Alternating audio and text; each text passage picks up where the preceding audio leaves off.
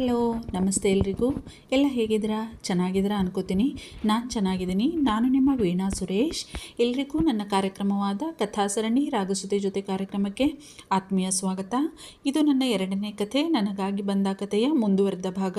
Please ನೋಡ್ತಾ ಇರೋರು, ಕೇಳ್ತಾ ಇರೋರು ಎಲ್ಲರೂ ತಪ್ಪದೆ ಸಬ್ಸ್ಕ್ರೈಬ್ ಮಾಡ್ಕೊಳ್ಳಿ. ಒಂದು ಸಲ ಸಬ್ಸ್ಕ್ರೈಬ್ ಮಾಡಿ ಮತ್ತು ಅನ್ಸಬ್ಸ್ಕ್ರೈಬ್ ಆಗ್ತಾ ಇದ್ದಾರೆ ತುಂಬ ಜನ. ಪ್ಲೀಸ್ ಹಾಗೆ ಮಾಡಬೇಡಿ. ಪುಟ್ಟ, ನನಗೆ ಇವೆಲ್ಲ ಬೇಡ ಕಣೋ. ನಾನು ಈಗ ಹುಷಾರಾಗಿದ್ದೀನಿ. ಈ ಗಂಜಿನ ಹೆಂಗಾದರೂ ಕುಡಿದ್ಬಿಡ್ತೀನಿ. ಆದರೆ ಈ ಮಾತ್ರೆಗಳು ಮತ್ತೆ ಕಾರ್ಯಪ್ಪನವರು ಮುಖ ಸೆಂಡಿರಿಸಿ ಕುಳಿತು ಬಿಟ್ಟಿದ್ದರು. ಸರಿ ರೀ ಹಂಗಾರ ಅಪ್ಪಾರ, ನೀವು ಗಂಜಿ ಕುಡೀರಿ ಮೊದಲ, ಆಮೇಲೆ ನಾನು ಮೇಜರ್ಗೆ ಹೇಳ್ತೀನಂತ ದವಾಖಾನೆಗೆ ಕರ್ಕೊಂಡು ಹೋಗಾಕ ಅಡ್ಡಿ ಇಲ್ಲಲ್ಲ ಎಂದಿದ್ದಳು ಹುಡುಗಿ ಅವರಿಗೆ ಹೆದರಿಸಲು. ಅವಳಿಗೆ ಚೆನ್ನಾಗಿ ಅರ್ಥವಾಗಿತ್ತು ಅವರಿಗೆ ಹಾಸ್ಪಿಟಲ್ಗೆ ಹೋಗುವುದು ಎಂದರೆ ಇಷ್ಟವಿಲ್ಲದ ವಿಷಯ ಎಂದು. ಇದೊಂದು ಹೇಳಿ ನನ್ನ ಬಾಯಿ ಮುಚ್ಚಿಸ್ಬಿಡ್ತೀಯ ನೋಡು ನೀನು ಪುಟ್ಟ. ಸರಿ, ಅದೇನೋ ಕೊಡು, ಕಣ್ಣು ಮುಚ್ಕೊಂಡು ಒಂದೇ ಸಲ ನುಂಗ್ಬಿಡ್ತೀನಿ ಅತ್ಲಾಗೆ ಎಂದು ಮುಖ ಚಿಕ್ಕದಾಗಿಸಿ ಹೇಳಿದ್ದರು. ಮುಗುಳ್ನಕ್ಕೂ ಗಂಜಿ ಹಿಡಿದಿದ್ದಳು ಹುಡುಗಿ ಅವರ ಬಾಯಿಯ ಮುಂದೆ. ಹೇಗೋ ಮಾತ್ರೆ ನುಂಗಿಸಿ ಮಲಗಿಸಿದ್ದಳು. ಪುಟ್ಟ, ಎಲ್ಲಿ ವಿಧು ಕಾಣಿಸ್ತಾ ಇಲ್ವಲ್ಲ? ಊಟ ಮಾಡಿದ್ರ ನೀವೆಲ್ಲ ಎಂದಿದ್ದರು ಕಾರ್ಯಪ್ಪನವರು. ಹ್ಞೂನ್ರಿ ಅಪ್ಪಾರ, ಇಲ್ಲೇ ಎಲ್ಲೋ ಅದಾರ ನಿಮ್ಮ ಮಗ. ನೀವು ಮಲಗಿದ್ರಲ್ರಿ, ಆಗ ಬಂದು ನೋಡಿ ಹೋಗ್ಯಾರ್ರಿ. ಊಟನೂ ಆತ್ರಿ, ನೀವು ಚಿಂತೆ ಇಲ್ದಂಗ ಮಲಗ್ರಿ ಎಂದಿದ್ದಳು ವಿಶಾಖ. ಅವರ ಹತ್ತಿರ ವಿಧಾನ್ ಮನೆಯಲ್ಲಿ ಇಲ್ಲ ಎನ್ನಲು ಮನಸ್ಸು ಬರಲಿಲ್ಲ ಅವಳಿಗೆ. ಈ ಸಂದರ್ಭದಲ್ಲಿ ಅವರಿಗೆ ನೋವಾಗಬಹುದು ಎಂದುಕೊಂಡು ಅವನು ಇಲ್ಲೇ ಮನೆಯಲ್ಲೇ ಇದ್ದಾನೆ ಎಂದಿದ್ದಳು. ಅವರೀಗ ನಿಶ್ಚಿಂತೆಯಿಂದ ಮಲಗಿದ್ದರು. ಇವಳಿಗೂ ಸಮಾಧಾನವಾಯಿತು. ತಲೆ ಎತ್ತಿ ಗಡಿಯಾರ ನೋಡಿದಳು. ಗಂಟೆ 10:30. ಅಲ್ಲಿಯೇ ಕಾರ್ಯಪ್ಪನವರ ಕಾಟಿನ ಮುಂದುಗಡೆ ಇದ್ದ ಸೋಫಾದ ಮೇಲೆ ಮುದುರಿ ಕುಳಿತುಕೊಂಡಳು. ಹಿಂದೆ ತಲೆ ಚಾಚಿ. ಅವಳಿಗೆ ನಿದ್ದೆಗೆ ಕಣ್ಣು ಮುಚ್ಚಿ ಬರುತ್ತಿತ್ತು. ಕಷ್ಟಪಟ್ಟು ಕಣ್ಣು ತೆರೆದುಕೊಂಡು ಇರಲು ಪ್ರಯತ್ನಿಸುತ್ತಿದ್ದಳು ಹುಡುಗಿ. ಸಾಧ್ಯವಾಗುತ್ತಿಲ್ಲ ಅವಳಿಂದ. ಪಾಪ, ಇದ್ಯಾಕೆ ಮನುಷ್ಯ ಇಷ್ಟು ಟೈಮ್ ಆಗದ, ಇನ್ನೂ ಬಂದ ಇಲ್ಲಲ್ಲ? ಮಳಿ ಬ್ಯಾರೆ ಹಿಂಗೆ ಸುರಿಯಾಕತ್ತದ. ಎಲ್ಲಿ ಹೋಗ್ಯಾರ ಹಂಗಾರ? ಏನಾರು ಹೆಚ್ಚು ಕಡಿಮೆ ಆದ್ರ? ಮೊದಲ ವಾತಾವರಣ ಸರಿಯಿಲ್ಲ. ಯೋಚಿಸಿಯೇ ಮೈಯೆಲ್ಲ ನಡುಗಿತು ಭಯದಿಂದ ಅವಳಿಗೆ. ವಿಠಲ, ಹಾಗೇನೂ ಆಗ್ದ ಮನೆಗೆ ಬಂದ್ರೆ ಸಾಕಪ್ಪ ಈ ಮನುಷ್ಯ. ನಿನಗೆ ತುಪ್ಪ ದೀಪ ಹಚ್ತೇನಿ, ಕಾಣದ ದೇವರಿಗೆ ಕೈ ಮುಗಿದಿದ್ದಳು ಹುಡುಗಿ. ಆ ದಿನ ಅವನು ಬಂದಾಗ ಅವನು ಮಾಡಿದ ಅವಾಂತರವೂ ನೆನಪಾಯಿತು ಅವಳಿಗೆ. ಮತ್ತು ಇವತ್ತು ಹಂಗೆ ಬರ್ತಾರೋ ಏನೋ, ಏನು ಮಾಡೋದವ ಹಂಗೇನಾರ ಆದ್ರೆ. ಇಂದು ನಾನೊಬ್ಬಾಕಿನ ಅದೀನಿ. ಅವತ್ತು ಆಮೇಲಾರ ಗೋಪಿ ಅಣ್ಣ ಬಂದಿದ್ರಲ್ಲ, ಇವತ್ತು ಅವರೂ ಇಲ್ಲಲ್ಲ ಮನೆಯಾಗ. ಇಂಥದೇ ಯೋಚನೆಯಿಂದ ನಲುಗಿದ ಹುಡುಗಿ ಕುಳಿತಲ್ಲೇ ನಿದ್ರೆ ಆವರಿಸಿತ್ತು ಅವಳಿಗೆ. ಓ ವಿಧು, ಆರಾಮಾಗಿದೆಯಾ? ಮನೆಗೆ ಬಂದರೂ ನಮಗೆ ಸಿಗ್ತಾನೇ ಇಲ್ಲ ನೀನು. ಹೇಗಿದ್ದಾರೆ ನಿಮ್ಮ ಅಪ್ಪಾಜಿ ಅಜ್ಜಿ ಎಲ್ಲ ಎಂದು ವಿಚಾರಿಸಿದ್ದರು ಪವನ್ ಅಪ್ಪ ಕೃಷ್ಣಪ್ಪ ಅವರು. ಅವನು ಬಂದಾಗ ಅವರು ಮನೆಯಲ್ಲಿ ಇರುತ್ತಿದ್ದುದೇ ಅಪರೂಪ. ಗೆಳೆಯರು, ಕ್ಲಬ್ ಹೀಗೆ ಸಮಯ ಕಳೆಯುತ್ತಿದ್ದರು. ಇತ್ತೀಚೆಗೆ ಅವರು ಮಗನಿಗೆ ಎಲ್ಲ ಜವಾಬ್ದಾರಿಯನ್ನು ವಹಿಸಿ ಬರೀದೇ ನಕ್ಕ ವಿಧಾನ್. ಅವನನ್ನೇ ನೋಡಿದವರಿಗೆ ಅವನ ಬಗ್ಗೆ ಅಪಾರ ಹೆಮ್ಮೆಯಾಯಿತು. ಎಂತಹ ಉನ್ನತ ಹುದ್ದೆಯಲ್ಲಿದ್ದರೂ ಇವನು ಮೊದಲ ಹೇಗಿದ್ದನೋ ಇಂದು ಹಾಗೆಯೇ ಇದ್ದಾನೆ. ಹಮ್ಮು ಬಿಮ್ಮು ಅವನ ಸಮೀಪವೂ ಸುಳಿದಿಲ್ಲ. ಅದೇ ಸರಳತನ, ಅದೇ ಗಂಭೀರ ಸ್ವಭಾವ, ಅದೇ ಮುಗ್ಧ ಮುಖಭಾವ, ಅದೇ ಕಲ್ಮಶವಿಲ್ಲದ ನಿಷ್ಕಲ್ಮಶ ನಗು. ಇಂತಹ ಮಗನ ಜೊತೆಗೆ ಇರುವುದನ್ನು ಕೇಳಿಕೊಂಡು ಬಂದಿಲ್ಲ ಅವರ ತಾಯಿ. ನಿಟ್ಟುಸಿರು ಬಿಟ್ಟರು ಅವರು. ಸರಿ ಪವಿ, ನೀನು ವಿಧು ಮಾತಾಡ್ತಾ ಇರಿ, ನಾನು ಬರ್ತೀನಿ ಕಣೋ ಎಂದು ಹೊರಟರು ಕೃಷ್ಣಪ್ಪನವರು. ಗೆಳೆಯರಿಬ್ಬರು ಪವನ್ ರೂಮಿಗೆ ಹೊರಟಿದ್ದರು. ಇನ್ನೂ ವಿಧಾನ ಅದೇ ಮನಸ್ಥಿತಿಯಲ್ಲಿದ್ದ. ಯಾಕೋ ಮನಸ್ಸು ಸರಿಯಿಲ್ಲ ಅವನಿಗೆ ಇವತ್ತ್ಯಾಕೋ. ದಿನಕ್ಕಿಂತಲೂ ಇಂದು ಮತ್ತೂ ವಿಚಲಿತನಾದಂತೆ ಕಂಡಿತ್ತು ಪವನ್ಗೆ. ತಲೆ ತಗ್ಗಿಸಿ ಕುಳಿತು ಬಿಟ್ಟಿದ್ದ ವಿಧಾನ್. ಒಂದೂ ಮಾತಿಲ್ಲ. ಮೊದಲೇ ಮಾತು ಕಡಿಮೆ ಅವನದು. ಇಂದಂತೂ ಅದೂ ಇಲ್ಲ. ಏನೂ ಆಗಿದೆ ಇಂದು ಇವನಿಗೆ. ವಿಧು, ಯಾಕೋ ಹೀಗಿದೆಯಾ? ಏನಾಗಿದೆ ನಿನಗೆ? ಮೊದಲೇ ಮಾತಾಡಲ್ಲ ನೀನು. ಇವತ್ತಂತೂ ಅದೂ ಇಲ್ವಲ್ಲೋ. ಅಸಲಿಗೆ ಏನಾಗಿದೆ ನಿನಗೆ ಅಂತನಾದರೂ ಬಾಯ್ಬಿಡೋ. ನೀನು ಹಿಂಗಿದ್ರೆ ನನ್ನಿಂದ ನೋಡೋಕ್ಕಾಗಲ್ಲ ಕಣೋ ಎಂದಿದ್ದ ಪವನ್ ನೋವಿನಿಂದ. ಅವನನ್ನೇ ಸ್ವಲ್ಪ ಹೊತ್ತು ದಿಟ್ಟಿಸಿದವನು. ಪವಿ, ನನಗೆ ಕುಡಿಬೇಕು ಎಂದಿದ್ದ ತಣ್ಣಗೆ. ಕುಡಿತ ಆರೋಗ್ಯಕ್ಕೆ ಹಾನಿಕರ. ಇವನಿಗೆ ಹೊಟ್ಟೆಯಲ್ಲಿ ವಿಪರೀತ ಸಂಕಟವಾಯಿತು. ವಿಧಾನ್ನ ಪರಿಸ್ಥಿತಿ ದಿನದಿಂದ ದಿನಕ್ಕೆ ಹೀಗೆ ಹದಗೆಡುತ್ತಿದ್ದುದನ್ನು ತನ್ನ ಕಣ್ಣಾರೆ ನೋಡುತ್ತಿದ್ದವನಿಗೆ ಗೆಳೆಯನ ಪರಿಸ್ಥಿತಿಯನ್ನು ನೋಡಿ ವಿಪರೀತ ಸಂಕಟವಾಗುತ್ತಿತ್ತು. ಏನೋ ಹೇಳಬೇಕೆಂದು ಬಾಯಿ ತೆರೆದವನು, ಅವನ ಮನಸ್ಥಿತಿಯನ್ನು ಅರಿತವನು ಸುಮ್ಮನೇ ಎದ್ದು ಅವನಿಗೆ ಬೇಕಾಗಿದ್ದನ್ನು ಅವನ ಮುಂದಿಟ್ಟಿದ್ದ. ನೋವಿನಲ್ಲೇ ಅವನನ್ನೇ ನೋಡುತ್ತಾ ಕಣ್ತುಂಬಿಕೊಂಡಿದ್ದ ಪವನ್. ಸ್ವಲ್ಪ ಹೊತ್ತು ನೋಡಿದವನು ಇನ್ನು ತನ್ನಿಂದ ಸುಮ್ಮನಿರಲು ಸಾಧ್ಯವಿಲ್ಲ ಎನ್ನಿಸಿತು ಅವನಿಗೆ. Stop it Vidhu. ಎಲ್ಲದಕ್ಕೂ ಒಂದು ಮಿತಿ ಇದ್ದರೆ ಒಳ್ಳೆಯದು. ನಿಂದ್ಯಾಕೋ ಅತಿ ಆಗ್ತಾ ಇದೆ. ನಾನು ನೋಡೋವಷ್ಟು ನೋಡಿ ಹೇಳೋವಷ್ಟು ಹೇಳಿ ನೋಡಿದೆ. ಹ್ಞೂ ನೀನು ನನ್ನ ಮಾತನ್ನೇ ಕೇಳ್ತಿಲ್ಲ. ಹೋಗಲಿ ಅಂದರೆ ಯಾಕೆ ಹೀಗೆ ಮಾಡ್ತಿದೀಯಾ, ಕಾರಣ ಏನು ಅಂತಾನೂ ಹೇಳ್ತಿಲ್ಲ. ನಿನ್ನ ಅಜ್ಜಿ ಅಪ್ಪಾಜಿ ಇವರ ಬಗ್ಗೆ ಆದರೂ ಯೋಚನೆ ಮಾಡು. ಪಾಪ ಅವರಿಗೂ ವಯಸ್ಸಾಗಿದೆ. ನೀನು ಪ್ರತಿದಿನ ಈ ಪರಿಸ್ಥಿತಿಯಲ್ಲಿರೋದನ್ನು ನೋಡಿದರೆ ಅವರಿಗೆ ಎಷ್ಟು ನೋವಾಗಬೇಡ. ಯೋಚನೆ ಮಾಡೋ. ಹತಾಶನಾಗಿ ಮಾತನಾಡಿದ ಪವಿ ಗೆಳೆಯನ ಸ್ಥಿತಿ ಅರಗಿಸಿಕೊಳ್ಳಲಾಗದೆ. ಅಪ್ಪಾಜಿ, ಪವಿ, ನನ್ನ ಅಪ್ಪಾಜಿಗೆ ಹುಷಾರಿಲ್ಲ ಕಣೋ, ಜ್ವರ ಇದೆ. ನಾನು ಮನೆಗೆ ಹೋಗಬೇಕು. ಮಾತ್ರೆ ತಗೊಂಡ್ರೋ ಇಲ್ವೋ? ಆ ಹುಡುಗಿ ತುಂಬ ಒಳ್ಳೆಯದು ಎನ್ನುತ್ತಾ ಮೇಲೆದ್ದ ವಿಧಾನ್. ಅಷ್ಟೊಂದೇನೂ ತೂರಾಡುತ್ತಿರಲಿಲ್ಲ ಇಂದು. ಪವನ್ ಅವನ ಕೈಯಿಂದ ಕಿತ್ತಿಟ್ಟಿದ್ದ ಬಾಟಲಿಯನ್ನು. ಹಾಂ, ಅಂಕಲ್ಗೆ ಹುಷಾರಿಲ್ವಾ? ಮೊದಲೇ ಹೇಳೋದಲ್ವೇನೋ? ನಾನು ನಿನ್ನ ಇಲ್ಲಿ ಕರ್ಕೊಂಡೇ ಬರ್ತಿರ್ಲಿಲ್ವಲ್ಲೋ? ಬೇಸರದಿಂದ ಹೇಳಿದ್ದ ಪವನ್. ನಡಿ ನಿನ್ನ ಮನೆಗೆ ಬಿಡ್ತೀನಿ. ನಾನು ಅಂಕಲ್ನ ನೋಡಿದ ಹಾಗಾಗುತ್ತೆ ಎಂದವನು. ಈ ಟೈಮಲ್ಲಿ ಮಲಗಿರ್ತಾರಲ್ವಾ ಅವರು? ಮೊದಲೇ ಹುಷಾರಿಲ್ಲ ಅವರಿಗೆ. ನಾಳೆ ಬರ್ತೀನಿ ಬಿಡು. ಈಗ ನಿಮ್ಮನೆ ಮುಂದೆ ಬಿಟ್ಬಿಟ್ಟು ಬರ್ತೀನಿ. ಮೊದಲೇ ಮಳೆ ಇದೆ ಹೊರಗಡೆ ಎಂದ.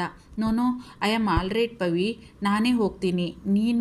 ನೀನೇ ಬರೋದೇನು ಬೇಡ. ನಿನ್ನ ಕಾರ್ ಕೀ ಕೊಡು. ಯಾವುದಾದ್ರೂ ಓಕೆ. ನಾಳೆ ನೀವು ಹಾಕಿ ಬರ್ತೀಯಲ್ಲ ಆವಾಗ ತರುವಂತೆ. Give me your car key ಎಂದು ಕೈ ಚಾಚಿದ್ದ ಅವನ ಮುಂದೆ. ಅವನಿಗೆ ಈ ಸಮಯದಲ್ಲಿ ತೊಂದರೆ ಕೊಡಲು ಇಷ್ಟ ಆಗಲಿಲ್ಲ. ಮತ್ತೂ ಒಂದು ಕಾರಣ ಇತ್ತು. ಹುಡುಗಿ ಅವಳನ್ನು ಇವನು ನೋಡುವುದು ಯಾಕೋ ವಿಧಾನ್ಗೆ ಅಸಹನೆ ಉಂಟು ಮಾಡುತ್ತಿತ್ತು. ಹೆಚ್ಚು ನಶೆ ಏರಿರಲಿಲ್ಲವಲ್ಲ. ಎಲ್ಲವೂ ಸ್ವಲ್ಪ ಮಟ್ಟಿಗೆ ಅವನಿಗೆ ಅರ್ಥ ಆಗುತ್ತಿತ್ತು. ಅವನತ್ತ ನೋಡಿದ್ದವನಿಗೆ ಒಬ್ಬನನ್ನೇ ಕಳುಹಿಸಲು ಧೈರ್ಯ ಬರದಿದ್ದರೂ ಅಷ್ಟೊಂದೇನೂ ಎಚ್ಚರ ತಪ್ಪಿಲ್ಲ ಎಂದು. ಅದೂ ಅಲ್ಲದೆ ಇವನು ಒಂದು ಸಾರಿ ಪಟ್ಟು ಹಿಡಿದನೆಂದರೆ ಬಿಡುವ ಮಾತೇ ಇಲ್ಲ. ನಾನೇನು ಹೇಳಿದರೂ ಕೇಳೋದಿಲ್ಲ ಇವನು ಎಂದುಕೊಂಡವನು ಒಂದು ಕಾರ್ ಕೀ ತಂದು ಅವನ ಕೈಗಿತ್ತ. Thank you my friend, you are my real friend my darling ಎಂದು ಅವನ ಬೆನ್ನು ತಟ್ಟಿದವನು ಹೊರನಡೆದಿದ್ದ. ಇವನು ಮನೆ ಸೇರ್ತಾನ ಸೇಫಾಗಿ ಎಂದು ಚಿಂತೆಯಾಯಿತು ಪವನ್ಗೆ. ಯಾವುದಕ್ಕೂ ತಾನು ಇನ್ನೊಂದು ಕಾರಲ್ಲಿ ಅವನ ಹಿಂದೆಯೇ ಹೋಗೋದು ಒಳ್ಳೆಯದು ಎನಿಸಿತು ಅವನಿಗೆ. ಏನಾದರೂ ಹೆಚ್ಚು ಕಡಿಮೆ ಮಾಡಿಕೊಂಡ್ರೆ? ಮೊದಲೇ ಇವನ ಮನಸ್ಸು ಸರಿಯಿಲ್ಲ, ಜೊತೆಗೆ ಇವನ ಸ್ಥಿತಿ, ಇಂದಿನ ವಾತಾವರಣ ಯಾವುದೂ ಸರಿಯಿಲ್ಲ ಎನಿಸಿ ತಕ್ಷಣ ಅವನ ಹಿಂದೆಯೇ ಹೊರಟ ಪವನ್. ರಾತ್ರಿ ಸುಮಾರು 11ರ ಜಾವ. ದಡದಡನೆ ಬಾಗಿಲು ಬಡಿದು ಶಬ್ದವಾಯಿತು. ಬೆಚ್ಚಿ ಕಣ್ಣು ತೆರೆದಿದ್ದಳು ವಿಶಾಖ. ಒಂದು ಕ್ಷಣ ಏನಾಯಿತು ಎಂದು ತಿಳಿಯಲಿಲ್ಲ ಅವಳಿಗೆ. ನಿದ್ದೆಯ ಮಂಪರು. ಮತ್ತದೇ ಶಬ್ದ ಕಿವಿಗೆ ಬಿತ್ತು. ಓಹ್, ಬಂದಿರಬೇಕು ಮೇಜರ್ರು ಎಂದುಕೊಂಡು ಗಡಿಬಿಡಿಯಿಂದ ಹೊರಟಳು. ಒಂದು ಸಲ ಕಾರ್ಯಪ್ಪನವರ ಕಡೆ ದಿಟ್ಟಿಸಿದ್ದಳು. ಗಾಢ ನಿದ್ರೆಯಲ್ಲಿದ್ದರು ಅವರು. ಸಮಾಧಾನದ ನಿಟ್ಟುಸಿರು ಬಿಟ್ಟಿದ್ದಳು ಹುಡುಗಿ.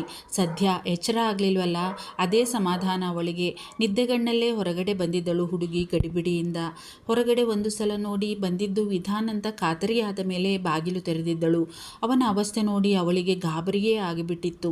ಮಳೆಯಲ್ಲಿ ತೊಯ್ದು ತೊಪ್ಪೆಯಾಗಿದ್ದ ವಿಧಾನ್. ಹಣೆಯ ತುಂಬೆಲ್ಲ ಜೊಂಪೆಗೂದಲು ಹರಡಿತ್ತು. ಮಳೆಯಲ್ಲಿ ತೊಯ್ದು ತೊಟ್ಟಿದ್ದ ಶರ್ಟ್ ಅವನ ದೃಢವಾದ ಕಟ್ಟುಮಸ್ತಾದ ಮೈಗೆ ಅಂಟುಕೊಂಡಿತ್ತು. ನಿಲ್ಲುವುದಕ್ಕೂ ಆಗದೆ ತಲೆ ತಗ್ಗಿಸಿ ಬಾಗಿಲಿನ ಚೌಕಟ್ಟಿಗೆ ಕೈ ಆನಿಸಿ ನಿಂತಿದ್ದ. ಯವ್ವ, ಇದೇನೀ ಮನುಷ್ಯ ಈ ಅವಸ್ಥಿನಾಗ ಬಂದಾರಲ್ಲ, ನಡ್ಕೊಂಡು ಬಂದ್ರ ಇಷ್ಟು ಮಳೆಯಾಗ ಹೆಂಗ? ವಿಠಲ, ಹೆಂಗವ್ವ ಈಗ? ನಿದ್ದೆಯೆಲ್ಲ ಹಾರಿ ಹೋಗಿತ್ತು ಅವಳಿಗೆ. ಮುಂದೇನು ಎಂದು ಯೋಚಿಸಿ, ಗೋಪಿ ಬಂದ್ಯಾ? ಎಷ್ಟೊತ್ತೋ ಬರೋದು ಎಂದು ತಲೆ ಎತ್ತಿದ್ದ ವಿಧಾನ್. ನೋಡಿದವನಿಗೆ ಎಲ್ಲ ಮಂಜು. ಹೊಟ್ಟೆಯೊಳಗಿನ ಪರಮಾತ್ಮ ತನ್ನ ಆಟ ಶುರು ಮಾಡಿದ್ದ. ಕಣ್ಣುಜ್ಜಿಕೊಂಡು ನೋಡಿದ್ದ. ಒಂದೇ ಕೈಯಿಂದ, ಮತ್ತೊಂದು ಕೈ ಬಿಟ್ಟರೆ ಬಿದ್ದೇ ಬಿಡುತ್ತಿದ್ದ. ಅವನಿರುವ ಸ್ಥಿತಿ ಹಂಗಿತ್ತು. ಎರಡೆರಡು ಸಲ ನೋಡಿದವನಿಗೆ ಕಂಡಿದ್ದಳು. ಅರಳು ಕಂಗಳನ್ನು ಇನ್ನಷ್ಟು ಅರಳಿಸಿ ಇವನನ್ನೇ ಅಯೋಮಯಳಾಗಿ ನೋಡುತ್ತಿದ್ದ ಹುಡುಗಿ. ಇವನೂ ಕಣ್ಣರಳಿಸಿದ.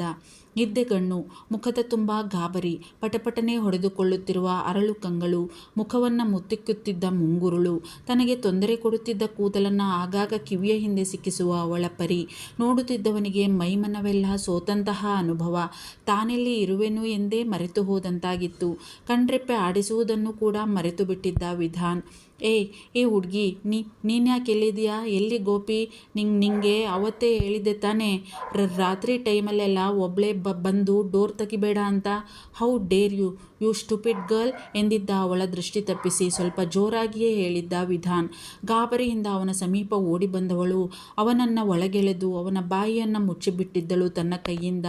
ಅತ್ತಿತ್ತ ಗಾಬರಿಯಿಂದ ನೋಡುತ್ತಿತ್ತು ಹುಡುಗಿ. ಊಹಿಸದೇ ಆದ ಘಟನೆಯಿಂದ ಸ್ತಬ್ಧನಾಗಿ ಬಿಟ್ಟಿದ್ದ ವಿಧಾನ್. ಮನದ ತುಂಬೆಲ್ಲ ಅರಿಯದ ಅದೇನೋ ಭಾವ, ಮೈ ಮನದಲ್ಲೆಲ್ಲ ಅದೇನೋ ಕಂಪನ. ಅವಳ ಅರಳು ಕಂಗಳು ಸುತ್ತಲೂ ಗಾಬರಿಯಿಂದ ನೋಡುತ್ತಿದ್ದರೆ ಇವನ ಕಂಗಳು ಮೈಮರೆತು ಅವಳನ್ನೇ ನೋಡುತ್ತಿದ್ದವು. ಹುಡುಗಿಗೆ ಇದ್ಯಾವುದರ ಅದ್ಯಾವುದರ ಅರಿವಿಲ್ಲ. ಅವಳಿಗೆ ಒಂದೇ ಚಿಂತೆ, ಇವ್ರು ಹಿಂಗೆ ಅರ್ಚಾಡಿದ್ರಂದ್ರೆ ಅಪ್ಪ ಅವ್ರಿಗೆ ಎಚ್ಚರ ಆಗ್ತದ. ಈ ಮನುಷ್ಯನ ಈ ಅವಸ್ಥೆನಾಗ ಅವ್ರು ನೋಡಿದ್ರಂದ್ರೆ ಭಾಳ ನೋವಾಗ್ತದ ಅವ್ರ ಮನ್ಸಿಗೆ. ಅದಕ್ಕೆ ಅವರು ಕೂಗದ ಹಾಗೆ ಅವನ ಬಾಯಿ ಮುಚ್ಚಿತ್ತು ಹುಡುಗಿ. ಮೊದಲೇ ಇದ್ದವನಿಗೆ ಈಗ ಈ ನಶೆಯೂ ಸೇರಿ ಅವನನ್ನು ಹೈರಾಣಾಗಿಸಿತು. ಸಾಧ್ಯವಾಗುತ್ತಿಲ್ಲ ಅವನಿಂದ. ವಿಚಲಿತನಾಗಿ ಬಿಟ್ಟಿದ್ದ. ಅವಳು ಕಣ್ಣರಳಿಸಿ ಅತ್ತಿತ್ತ ನೋಡುವುದರಲ್ಲೇ ಇದ್ದಾಳೆ. ಇವನ ತಳಮಳದ ಅರಿವಿಲ್ಲ ಹುಡುಗಿಗೆ. ಅವಳ ಮುಖವನ್ನು ಮುತ್ತಿಕ್ಕಿ ಅವನಿಗೆ ಅವಳ ಗುಳಿಗೆನ್ನೆಯ ದರ್ಶನಕ್ಕೆ ತೊಂದರೆ ಕೊಡುತ್ತಿದ್ದ ಮುಂಗುರುಳನ್ನು ನಿಧಾನವಾಗಿ ಅವಳ ಕಿವಿಯ ಹಿಂದೆ ಸಿಕ್ಕಿಸಿದ್ದ ಯಾವುದೋ ಮೋಡಿಗೆ ಒಳಗಾದವನಂತೆ ವಿಧಾನ್. ಈಗ ಅವನ ಕಡೆ ತಿರುಗಿದ್ದಳು ವಿಶಾಖ. ಗಾಬರಿಯಿಂದ ಅವನ ಬಾಯಿಯ ಮೇಲಿಂದ ತನ್ನ ಕೈ ತೆಗೆದಿದ್ದಳು. ಅವನಿಗೆ ಅದ್ಯಾವುದರ ಅರಿವಿಲ್ಲ ಈಗ. ಅವಳನ್ನು ನೋಡುವುದರಲ್ಲೇ ಕಳೆದು ಹೋಗಿದ್ದಾನೆ. ಅದು ತಪ್ಪಾತ್ರಿ ಸರ, ಅದು ನಾ ಏನೋ ಹೇಳುವವಳಿದ್ದಳು. ತನ್ನ ತೋರು ಬೆರಳನ್ನು ಅವಳ ಬಾಯಿಯ ಮೇಲಿಟ್ಟಿದ್ದ. ಅವಳನ್ನೇ ತನ್ಮಯನಾಗಿ ನೋಡುತ್ತಾ, ಡೋಂಟ್ ಸೇ ಎನಿಥಿಂಗ್, ನೀನೇನೂ ಹೇಳಬೇಡ ಶಾಖ. ಮೋಹಕವಾಗಿತ್ತು ಅವನ ಧ್ವನಿ, ನಡುಗುತ್ತಿತ್ತು ಅವನ ಮಾತು. ಥಟ್ಟನೆ ಅವನಂತ ತಲೆ ಎತ್ತಿ ಅವನ ಕಣ್ಣನ್ನೇ ನೋಡಿದವಳಿಗೆ ಮೈಯೆಲ್ಲ ಕಂಪಿಸಿತು. ತೀಕ್ಷ್ಣವಾದ ಅಗಲವಾದ ಅವನ ಕಂಗಳು ಇಂದು ಅರೆತೆರೆದು ತನ್ಮಯತೆಯಿಂದ ತನ್ನನ್ನೇ ನೋಡುತ್ತಿವೆ. ಏನೋ ಇದೆ ಅವನ ನೋಟದಲ್ಲಿ, ತನಗೆ ಅರ್ಥವಾಗದೇ ಇರುವಂಥದ್ದು. ಮುಖದಲ್ಲಿ ಕಾಣುತ್ತಿದ್ದ ಮೋಹಕತೆಯ ಪರಾಕಾಷ್ಠೆ. ಯಾಕೋ ವಿಪರೀತ ಗಾಬರಿಯಾಯಿತು ಹುಡುಗಿಗೆ. ಸರ್ರನೆ 2 ಹೆಜ್ಜೆ ಹಿಂದಿಟ್ಟು ತಿರುಗಿ ಹೋಗುವವಳಿದ್ದಳು. ಥಟ್ಟನೆ ಅವಳ ಕೈ ಹಿಡಿದಿದ್ದ. Don't go, don't leave me Shakha, please don't leave me. ನನ್ನ ಬಿಟ್ಟು ಹೋಗಬೇಡ, ಪ್ಲೀಸ್ ನನ್ನ ಬಿಟ್ಟು ಹೋಗಬೇಡ. ಬೇಡಿಕೆ ಇತ್ತು ಅವನ ನಡುಗುವ ಧ್ವನಿಯಲ್ಲಿ, ಮೋಹಕ ಸ್ವರದಲ್ಲಿ. ಅವಳ ಕೈ ಬಿಟ್ಟವನು ಅಲ್ಲಿಯೇ ಇದ್ದ ಸೋಫಾವೊಂದರಲ್ಲಿ ಕುಸಿದು ಕುಳಿತು ತಲೆ ಬಗ್ಗಿಸಿ ತನ್ನ 2 ಕೈಗಳಿಂದ ಮುಖ ಮುಚ್ಚಿಕೊಂಡಿದ್ದ ವಿಧಾನ್. ಈಗ ಇನ್ನೂ ಗಾಬರಿ ಭಯ ಎರಡೂ ಆಯಿತು ವಿಶಾಖಾಗೆ. ಏನಾಗಕತ್ತೈತಿ ಈ ಮನುಷ್ಯಂಗ? ಎದಕ್ಕೆ ಹಿಂಗೆ ಆಡಕತ್ತಾರಲ್ಲ? ತನ್ನ ಜೀವಮಾನದಲ್ಲೇ ಇಂಥದ್ದನ್ನೆಲ್ಲ ನೋಡಿದವಳೇ ಅಲ್ಲ ಅವಳು. ಆದರೆ ಈಗ ಅವನ ಸಮೀಪ ಧಾವಿಸಿದ್ದಳು ಹುಡುಗಿ. ಸರ, ಇಲ್ಲಿ ನೋಡ್ರಿ ಸರ, ಏನಾಗಕತ್ತೈತಿ ನಿಮ್ಗೆ? ತಲೆಗಿಲಿ ನೋಯಾಕತ್ತೈತನ? ಮಳೆಯಾಗಿ ಹಿಂಗೆ ನೆನ್ಕೋತ ಬಂದ್ರೆ ಇನ್ನೇನಾಗ್ತದ ಮತ್ತು? ಸರ, ಈ ಕಡೆ ನೋಡ್ರಿ ಸರ, ಇರ್ರಿ ಹಿಂಗೆ ಕೂತಿರ್ರಿ, ನಾನು ಹಿಂಗೆ ಹೋಗಿ ಹಂಗೆ ಬಂದ್ಬಿಡ್ತೇನೆ. ಈ ನಮೂನಿ ಒದ್ದಿಯಾಗಿ ಬಂದಿರಲ್ಲ, ಟವಲ್ ತರ್ತೀನಿ, ತಲೆನಾರ ಒರೆಸ್ಕೋರಿ. ಅದಕ್ಕೆ ತಲೆನೋವು ಬರಾಕತ್ತದೇನೋ ನಿಮ್ಗೆ? ಕಾಳಜಿಯಿಂದ ಹೇಳಿದವಳು ಅಲ್ಲಿಂದ ಹೊರಡಲು ನೋಡಿದಳು ಒಳಗೆ. ಸರ್ರನೆ ಅವಳ ಕೈ ಹಿಡಿದು ತನ್ನತ್ತ ಎಳೆದುಕೊಂಡು ಕೂರಿಸಿದ್ದ ತನ್ನ ಪಕ್ಕದಲ್ಲೇ. ಅವನ ಕಂಗಳಲ್ಲಿ ಆತಂಕ, ನೋಟದಲ್ಲಿ ಆರ್ದ್ರತೆ. ನೋಡಿದವಳಿಗೆ ನೋವಾಯಿತು ಯಾಕೋ. ಅವಳನ್ನೇ ನೋಡುತ್ತಾ ತಲೆ ಅಡ್ಡಡ್ಡ ಆಡಿಸಿ ಬೇಡ ಎನ್ನುವಂತೆ ಆಡಿಸಿದ್ದ. ನೋನೋ, ನನಗೇನೂ ಆಗಿಲ್ಲ. ನೀನು ನನ್ನ ಬಿಟ್ಟು ಹೋಗಬೇಡ. ಹೋಗಲ್ಲ ಅಲ್ವಾ ನನ್ನ ಬಿಟ್ಟು? ಅವರೆಲ್ಲ ನನಗೆ ಮೋಸ ಮಾಡಿ ಬಿಟ್ಟೋದ್ರಲ್ಲ, ಹಾಗೆ ನೀನು ನನ್ನ ಬಿಟ್ಟು ಹೋಗಲ್ಲ ತಾನೇ? ಅವಳ ಕೈ ಗಟ್ಟಿಯಾಗಿ ಹಿಡಿದು ಕೇಳಿದ. ಅವಳಿಗೆ ಏನಂದರೆ ಏನೂ ಅರ್ಥವಾಗಿರಲಿಲ್ಲ. ಆದರೂ ಇಲ್ಲ ಎನ್ನುವಂತೆ ಅಡ್ಡಡ್ಡ ತಲೆಯಾಡಿಸಿದ್ದಳು ಹುಡುಗಿ. Thank you so much, so sweet of you. I know you are such a nice girl ಎಂದವನೇ ಗಟ್ಟಿಯಾಗಿ ಅಪ್ಪಿಬಿಟ್ಟಿದ್ದ ಅವಳನ್ನು. ಒಮ್ಮೆಲೇ ಆದ ಘಟನೆಯಿಂದ ಹೃದಯದ ಬಡಿತ ತೀವ್ರವಾಯಿತು ಅವಳಿಗೆ. ಭಯಕ್ಕೋ ಗಾಬರಿಗೋ ಅಥವಾ ಅವನ ಸನಿಹಕ್ಕೋ ಉಸಿರಾಡಲು ಕೂಡ ಕಷ್ಟಪಡುವಂತಾಯಿತು ಅವಳಿಗೆ. ಅಷ್ಟು ಬಲವಾಗಿ ಅಪ್ಪಿದ್ದ ವಿಧಾನ್. ನನ್ನ ಬಿಟ್ಟೋಗಲ್ಲ ತಾನೇ? ನೀನು ತುಂಬ ಒಳ್ಳೆಯ ಹುಡುಗಿ, ನಂಗೊತ್ತು. ನೀನು ನನ್ನ ಬಿಟ್ಟು ಪ್ಲೀಸ್. ಇನ್ನೂ ಮತ್ತೂ ತನ್ನ ಹಿಡಿತವನ್ನು ಬಲಗೊಳಿಸಿ ಅವಳನ್ನು ಇನ್ನು ಬಿಡಲಾರೆ ಎನ್ನುವಂತೆ ತನ್ನ ತೋಳೊಳಗೆ ತುಂಬಿಕೊಂಡಿದ್ದ. ಸುಸ್ತಿಗೋ ನಶೆಗೋ ದುಃಖಕ್ಕೋ ಕಣ್ಣು ಕತ್ತಲಿಟ್ಟಂತಾಗುತ್ತಿತ್ತು ಅವನಿಗೆ. ಕಣ್ಣು ತೇಲಿಸಿದ ವಿಧಾನ್. ಪ್ಲೀಸ್ ನೋಡ್ತಾ ಇರೋರೆಲ್ಲರೂ ತಪ್ಪದೆ ಸಬ್ಸ್ಕ್ರೈಬ್ ಮಾಡ್ಕೊಳ್ಳಿ. ಮುಂದಿನ ಭಾಗವನ್ನು ತಪ್ಪದೇ ಕೇಳಲೇಬೇಕು ನೀನು. ತುಂಬ ಇಂಟ್ರೆಸ್ಟಿಂಗ್ ಆಗಿರುತ್ತೆ ಇನ್ನು ಮುಂದೆ ಕತೆ. ಸುಮಾರು ಅರ್ಧ ಭಾಗ ಬಂದಿದೆ, ಇನ್ನೊಂದು ಅರ್ಧ ಭಾಗ ಹಾಗೇ ಇದೆ. ಪ್ಲೀಸ್ ಎಲ್ಲರೂ ತಪ್ಪದೆ ಕೇಳಿ ನೋಡಿ ಸಬ್ಸ್ಕ್ರೈಬ್ ಮಾಡ್ಕೊಳ್ಳಿ.